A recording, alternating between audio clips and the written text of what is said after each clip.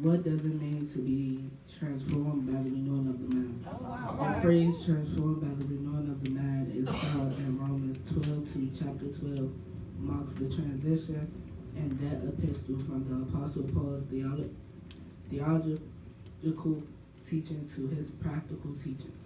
The book of Romans is probably the closest thing in the Bible to a systematic theology. Paul did not find the church at Rome, but he had every intention of visiting that church on his way to Spain.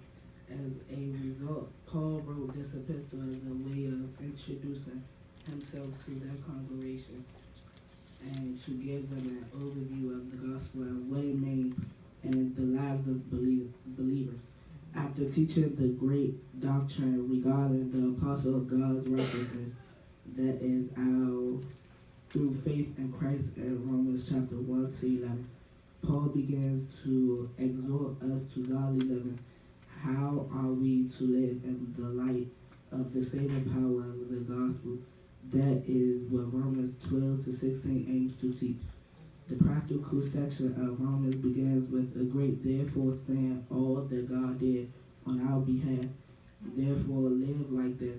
The first of Paul's great exhortation is to be renewed in our minds. I appeal to you, therefore, brothers, by the mercies of God, to present your bodies as a living sacrifice, holy and acceptable to God, which is our spiritual worship.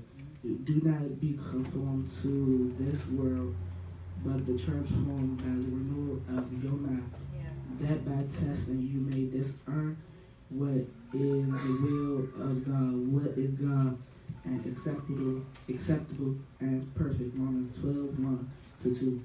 The phrase the mercies of God refers to all of what has preceded in chapters 1 to 11.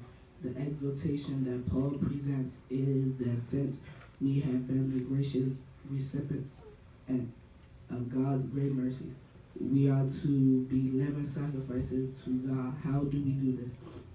We are living sacrifices to God by not conforming to this world, but by being transformed by the renewal of our minds.